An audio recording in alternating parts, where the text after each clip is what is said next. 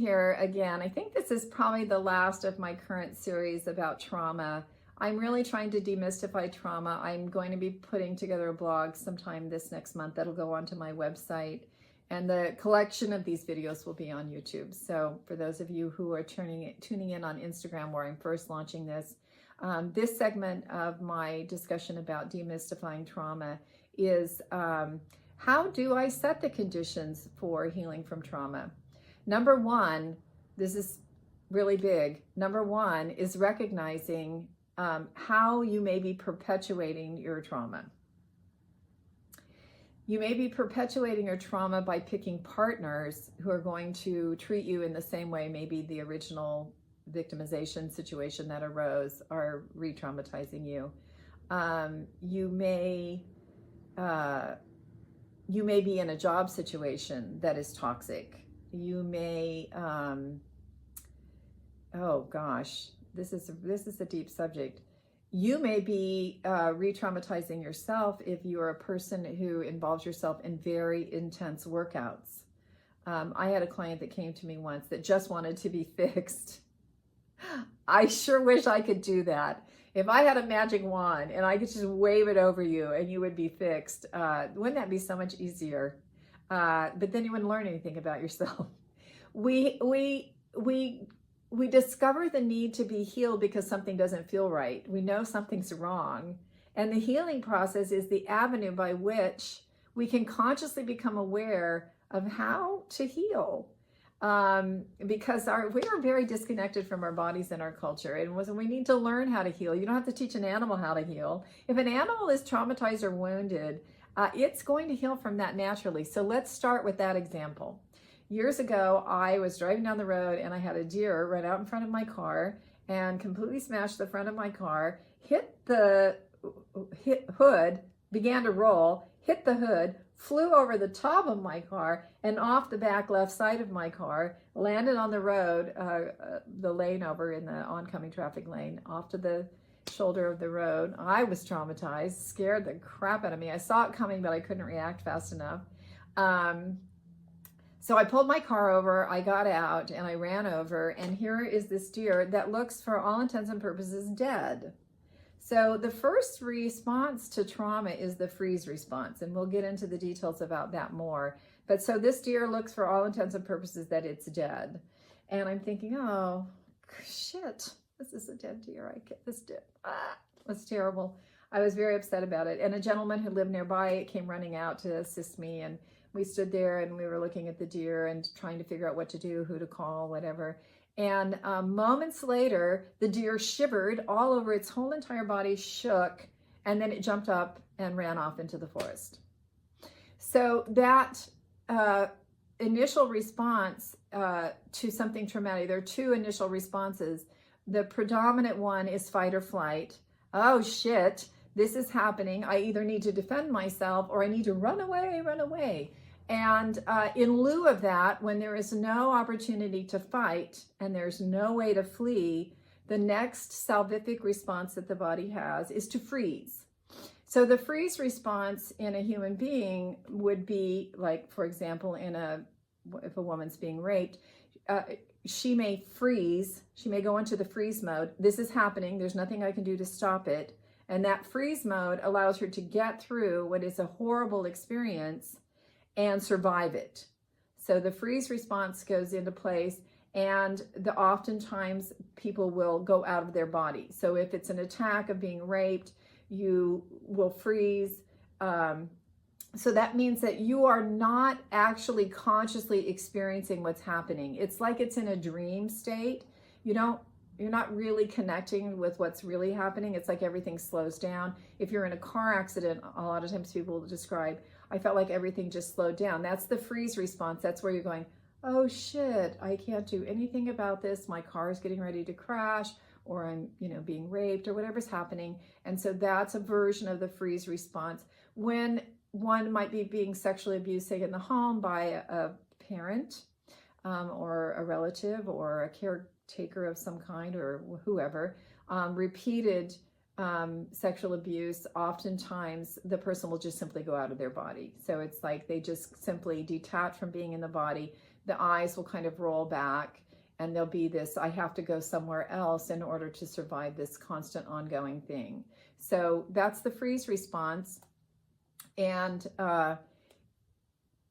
it's a necessary part of the experience to have the freeze response. But unfortunately, if the trauma is not able to unwind in its natural way, then we can get stuck in the freeze response. So let's go back to that deer. The deer woke up from the freeze response, the body shook all over. So this is the unwinding of the kinetic energy of the, oh shit, this is happening, the rush of adrenaline. So the shaking is a way to unwind the effect of this humongous spurt of adrenaline that immediately comes into the system. There's a whole cascade of biological processes that happen when we go into fight or flight, and that's very toxic. Too much adrenaline is very toxic. We can't operate always in too much adrenaline, which most people are operating that way. So in that way, if we're really high on adrenaline and we're constantly pushing ourselves, that is a reenactment of your own trauma. Keeping yourself always in this hyper state of arousal, that is a protracted trauma state. So we get into this hyper state of arousal, and that energy of that, the kinetic energy and the biological energy of all the adrenaline, which is very stimulating to the nervous system, has to unwind in order for us to move on and to be past that experience. So the shaking and the trembling of the deer is the unwinding of the traumatic event. Now it's going to run off into the forest, and if it's been bruised and beaten up, it's going to lay around for a few days. It's probably not even going to eat very much. It's going to sleep a lot, because that's going to allow the physical body to heal from the injuries. So that's a natural healing process. Animals don't have to be taught to do that. Human beings need to be taught to do that. We need to understand that if I have been physically injured, even if it's a fender bender, and I've gotten some soft tissue injury, I might need to rest the next day and take it easy. So we're so disconnected and so out of our bodies, we don't even understand that there is a natural process of the healing that the body knows how to do. And if we can learn to listen to the body, connecting to the visceral, then we can move in the natural unwinding of that trauma. So that's how trauma is healed. How do we heal trauma when we've been suffering from it for a long time and it's gotten layered? There are many therapies that are very helpful for that, but it primarily begins and ends with anything that gets you in your body. Sound healing, guided meditation, chin song, unwinding the belly, helping with the neurotransmitter production, MFR, myofascial release therapy. Even a good massage therapist who really is a healer can bring you to the place of setting the stage for trauma to unwind. Setting the stage is the key thing I want you to remember. You have to set the stage. You have to create an environment in which the body can naturally unwind the trauma. And this begins with slowing down, becoming aware of what's toxic in your life, gradually shifting your lifestyle based on connecting with your body, figuring out how things are making you feel so that you can make changes that will make you feel better. The end goal of all of this is to help you enjoy your life more. You do not have to have a major cathartic experience in order to heal from trauma. The unwinding of trauma can happen successively over periods of time with little small unwindings. And that you just start to notice, gosh, I feel better. I feel more free from that thing of the past. The last thing I want to address in this is if anybody ever tells you you just need to get over that, you can tell them to, you know what, I'm not going to say it, but you know what I'm saying.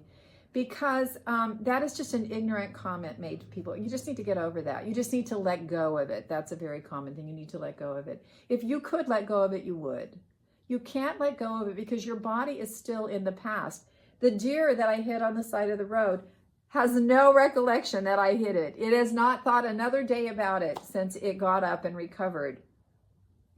But since we didn't have an opportunity to unwind and recover from our trauma and to be with what we feel, then we're not able to get there. And so we are literally stuck in a time capsule of those past events, unable to disconnect from them.